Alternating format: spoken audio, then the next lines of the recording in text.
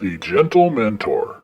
But I'm Well, like, he's like, sounds like- every time you do this, every time you do, I was like, I don't do it every time. But if you set me up, I'm gonna come at you because I know It sounds where like you're we at. need to get Ricky Gervais on the show. That's what we need to do. Hey, Ricky, if you're out there, Yeah. come in, man. Be our guest. I dig Ricky Gervais. I dig Russell Yeah. Brand, but anybody who dismisses what I believe here, and here's my own ego. This is my own ego talking. Here's an announcement from my own ego. If I have an opinion, anybody can disagree with it. I got no problem with that. But my opinions aren't based on something I heard somebody say. If I have an opinion about it, I've taken the time to vet it and research it, and there's enough evidence to convince me. I'm not. You're not. The people I know are not idiots walking down the street, and I don't like the portrayals of Christian human beings as idiots.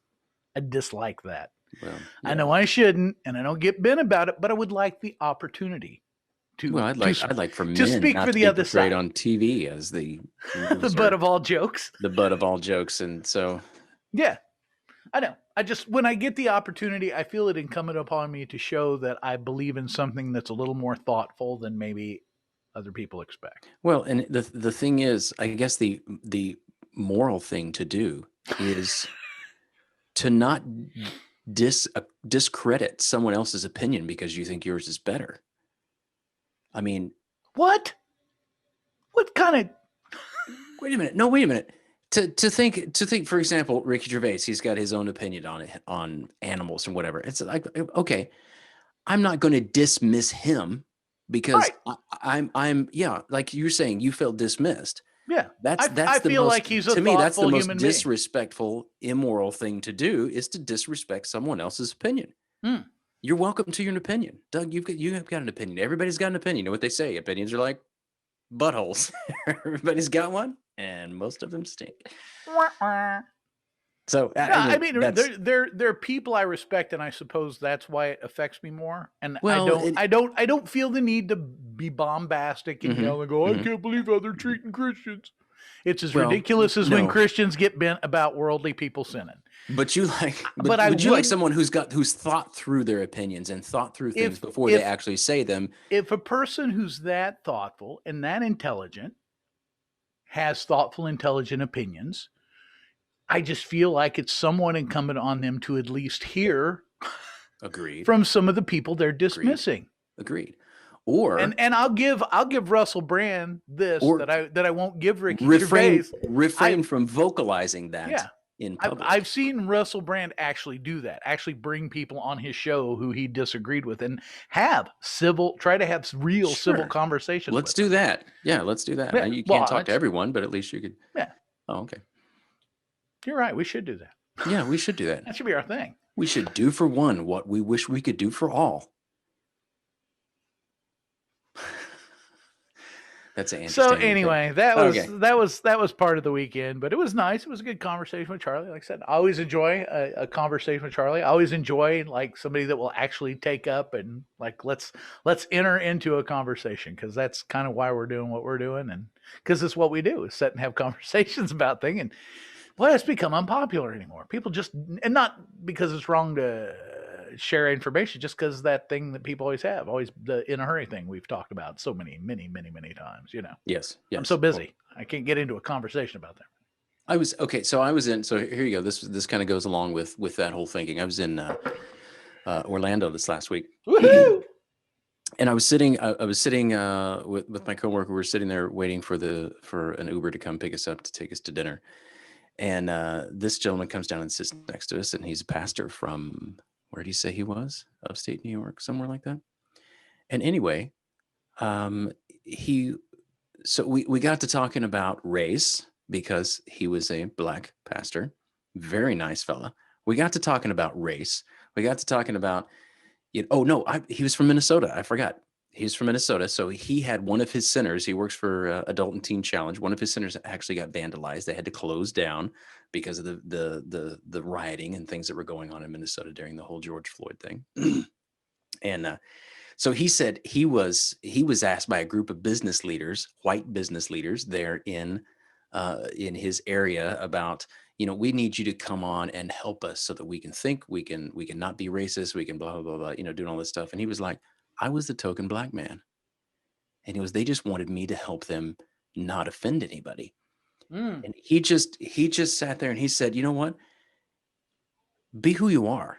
And I think Mozo kind of said the same thing when we talked to him a little bit. He's like, it doesn't matter. You just because you have these thoughts that, you know, and there might be, I don't know how he explained it. They're not necessarily racial. It doesn't make you a racist person if you think, you know, you're entitled to this. He goes, because I'm rightly entitled to it as well. He said, you're entitled to a mortgage and a nice house. That doesn't make you racist because I'm entitled to one too. And he's like, I'm just so sick of everyone just not being who they are and saying what they mean. Rather than we're tiptoeing around this whole thing about trying to be careful. Can I say you're black? Should I say that he's black? Does it matter that he's black? Well, in this case, it did, because the conversation we had. Anyway, it was just a very refreshing conversation to have with a black gentleman who was just like, just be who you are. That doesn't make you racist. Right. He was just as confused, which really surprised me. He was just as confused as a lot of, you know, white people that I know are like, right. And he was like, I don't understand. I don't understand confusion. why I think confusion is partially, if not critically, the goal of all of it is to make everyone confused so that they're scared, so that they're afraid to do or say or be anything without permission from someone else. Right. Right. And I've seen a lot of things. Probably. And it goes back to the whole thing about drama. We want drama. Drama sells. And so if we can be positioned against our fellow man, even though he has a different colored skin, and then we can be made to think that he doesn't deserve the treatment that he gets because he gets impartial treatment because of who we are, then we've created some drama. And yeah, it makes money for all of it. I'm just... Well, it's not only that it makes money. You also have to remember that these are the building blocks of Marxism. And I don't want to get into politics because they don't get into right. It's not about money. It's about power. But it's about control. It's casting people in victim and oppressor roles. Yes. Yes. You're in this group, therefore you are the victim. Here is who to blame. Yep. And so it sets up that division. And yeah, then it can be manipulated in a million different ways. But yeah, once that's set up and going, and I feel like, you know, a lot of what I've been trying to do is trying to bring people from other cultural and racial backgrounds on so that we can talk with them. And here's why. It's not to have a token black person. Here's what it is. Because before the George Floyd thing, things weren't great. And there was a lot of this... There's this dual message. We need to have a conversation about racism, yet nobody wants to have the conversation. If you are a white person, you are not qualified. And so you're supposed to be quiet and just listen while the people who have been marginalized speak. Okay, but then after George Floyd, we hear that white silence is violence. So I'm not supposed to speak or ask questions, and yet if I'm quiet, I've been put in a place where I can't win. Right. So the only reasonable outcome, the only reasonable way to do that is to realize that these are the voices of the talking heads. Yes. This propaganda message. Yeah. So the way to break down the propaganda message is to make firsthand connection with other actual individuals and grab them and pull them on here so we can just go and sit together for an hour and go, hey, guess what? I don't hate you and you don't hate me. So let's step on that narrative. Yeah. And even with like Mozo, it's like, that was so great just because there were so many places. And I thought, man, this is going to be difficult talking to this guy. We're not going to have anything in common with him. And all kinds of things in common with him. Yeah, no kidding. Everything but really when it came down to it. Yeah. You know, we're married. We got kids. He likes the same kind of things we like to do. I mean, he's probably a little more into basketball and sports and stuff than I am, obviously. But we had lots of common ground. I mean, it wasn't that hard. And so, yeah. Dispel it by, attrition. Right. But by actually having a conversation, and that's kind of what he was saying too. He said, just talk, be who you are. If that's what you think, doesn't make you racist. The other day, while I was on the same trip, I'm looking through all this stuff, and I saw one of the airlines had painted. This was still in June. One of the airlines had painted their planes all pretty rainbow colors and rainbow flags on the tail and all this other stuff. And I thought for a minute, would I want an entire brand to really reach out and love people with beards? I don't know. I'm just throwing this out. What? Okay, and I get, it's not a black white thing, it's or LGBTQ, whatever. And my marketing mind just starts going. I'm like, what if we just branded something or a service that just loves people? We just love people. We don't care. But everybody wants to be into this, oh, well, it's all about Black-owned businesses. And so we're really focusing on Black-owned businesses. Well, we're really focusing on our lesbian and gay community right now because we really want to do business with them. Who cares? How about if we were just into people? Yep. There you go. Well, I'm sorry. You're what color skin? Are you people? I'm sorry. What is your affiliation gender wise? Oh, you're people. Okay, fine. We love you. There's so little that one can take advantage of there in terms of marketing and profit motive, though. Probably not. This one's for everybody that breathes oxygen. This bud's for you. We only serve. Yeah, this one's for all you carbon-based life forms out there. We only serve people whose blood is red. I know it was just sad. It was just my thinking, and I'm just like, that's just the way we've become. And we live in a ridiculous world. Why we not do? Stop we and do, take note? and so now we're going to target market these niche particular marketing, niche markets of what the internet has taught us. Right. And I don't even know what do we classify the different, the different genres of human beings that we have now. Well, that's it. Is categories and subcategories and subcategories. That's what you want to do, is get as many of those little. That's what we've done. We've put people in categories. Your social credit score. That's your social clout. The more the more prefixes you add. Back in the day, you had degrees at the end of your name, and that meant how much more valuable were. Now it's all the things. Now it all depends. Yeah, and so now it feels like to me, it's like a human bracket for March Madness. Yeah, we're all going to put the individuals and the people or the people groups in these brackets, and who we think is going to come out and win. And we're all betting on this team. We're all betting on this particular brand of human. I'm waiting for someone to take like the beginning of Mortal Kombat, and all those characters, instead of being like fighting characters, or like different different strata in the social, this one's the lesbian yoga instructor, Thai fighter, kickboxer, and this one's the Muay Thai Zerzimzi, and he's got this is his special powers. He shoots rainbows out of his eyes or something, all that kind of stuff, and then we can see who actually wins when they fight each other. It'll be a lot of fun. But all the battles will be based on that clout score, and none of it'll be about fighting skill. It'll just be it's all those prefixes. Yep. Cancel you out. Yeah, that's what I was starting to say before. Is I've noticed in the last couple of weeks a couple of different posts, like meme posts kind of things, where people are like, "Oh, it's time for us to stop apologizing and stop walking on eggshells and da da da da da da." It's like, oh yeah, all that stuff we used to not do that we started doing in the last few years. Right. I'm like, how did we get started doing that? What set this in motion? How did we get where we are? I watched the news. No, I didn't. I take it back. I watched a clip of the news because it was funny. It was the press girl for Biden, and they were talking about the crime and the gun. You got to get the guns. We got to get gun control because crime surging. And the reporter said, "But the crimes that are surging aren't gun crimes." It's like, what about all these other crimes that aren't gun crimes that are? Well, the gun crimes are causing them, and that didn't just start now. That's been going on about 5 years. She can't come up with a single specific answer. Everything else is circled back. She knows exactly when the crime problem started. To the day. Yeah. But I'm not going to say that. It's clown world, man. It's more than I can even laugh at anymore. I'm just like, no. I know. No, you're kidding me, right? I saw an article this morning about how pollution from fireworks smoke. Yep, of course. Affects racial minorities disproportionately. Seriously, that's like the third. There was one a couple weeks ago. It was how earthquake early warning systems favor Caucasians.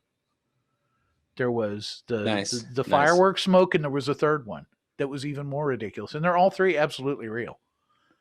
It's like, I'm sure, because I believe that tsunamis are anti-Asian. I mean, they seriously Asian hate. Stop Asian hate. Yes, stop Asian hate. We need to stop these tsunamis because. And I've been to Los Angeles and driving through downtown Los Angeles. They had billboards about the syphilis tsunami, so that's probably even worse. The syphilis tsunami? Yeah, apparently when they were having a syphilis tsunami in LA and like trying to get people to go and get tested and stuff. Yeah, a couple of years ago when I was out there, it was pretty crazy. I'm like, syphilis? What are we? Prohibition? Is this where we are right now? This is what happens when you guys make whatever illegal out here. Yeah. Oh man. Yeah, it's just clown world 2.6 and the best thing to have now is a sense of humor because it's the muscle you're going to work out the most from here till they sound the big alarm and it's all over. It's like learn to laugh. It's not it's just the big alarm. Are you talking about the trumpet?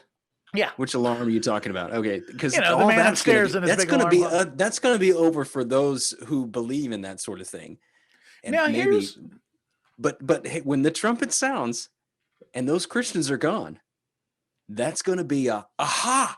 I told you. See, you should have been a Christian because now you're gone. You're off the planet. But now we can really get this planet straightened out and do some good. So that's what's going to happen because it's just going to create more drama. Oh, I'm sure they'll figure out some way to use it. Marketing knows no end. Yeah. Marketing will find a way to use anything. Yeah.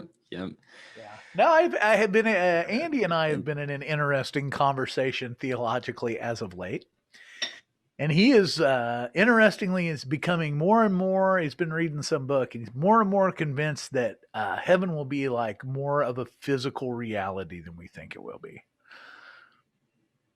Okay. How so? I don't necessarily agree with the way that this guy is interpreting what he's saying and what he's reading, or the way that Andy's interpreting reading. I told him I would have to go back and read some of the stuff in the Bible firsthand again because I'm just not up on my eschatology too much. Mm-hmm. Usually when it comes to eschatology, I always like to have a refresher because you just, that stuff mixes itself together so easily. But just basically, like, I've always believe that heaven is a reality, but it's a spiritual reality. And like I said, Andy thinks that the when the New Jerusalem comes now, or what this guy is proposing is that when the New Jerusalem and the new heaven and earth, that actually is going to be like a restoration, and we will still be here and it'll still be the planet, but we'll be, I guess, move everything back to where it was perfect and all that stuff. I don't know that I believe the New Jerusalem is heaven or any of that necessarily, but I have a fairly broadly different construction of how I think things work than most people have generally, I think. And so I'm kind of, I don't know. It's hard for me to get my head to think of it as a reality of a physical sense when I think of it as being something made of something completely different. And that this is not,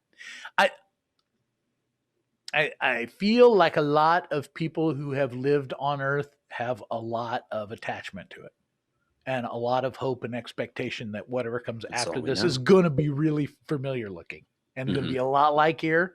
Mm-hmm. When I read in the Bible say, eye hasn't seen, ear hasn't heard, nor has it entered in the hearts of man, in my mind, I'm thinking, you ain't got a clue. This is a real Bible way of saying you have no clue. Yes. Agreed. My supposition, because is that at least you're using yours. Outside of here, there is no physical reality. That time, space, and material are dimensions for this universe. Okay. And I view this universe kind of as, if you will, if I could just make a word picture, a terrarium. Okay. That exists within God. So when we say that God is omniscient and omnipotent and omnipresent, it doesn't mean that God's everywhere. It means that everything exists within God. Okay. The physical time-space framework we live in is a construct that is not necessary for God, because constructs aren't necessary for God. Right. Any construct delimits God, and that immediately says that he's not God if he can be limited. So I believe the reality of what's real is something that is non-physical. And that because we've lived in this physical reality, we've come to view this as the real reality, and that is some kind of dream world. My view is that that's the real reality, and that this is kind of it's an illusion. It's made out of real stuff, but it will all evaporate. It's just here for the purpose of us to be here. It's a vehicle for us to make this little journey through. Journey to God. Yeah. Okay. So I can't go back and go, oh yeah, I think that could be physical reality. Because like I said, I think it's just so far out of our ability to comprehend because it deals with dimensions that we don't even know what they are. Right. Something besides time, space, and matter. Right. And for us as human beings to remove that from our framework and try to think of something completely different is, like I said, I have seen you don't got a clue.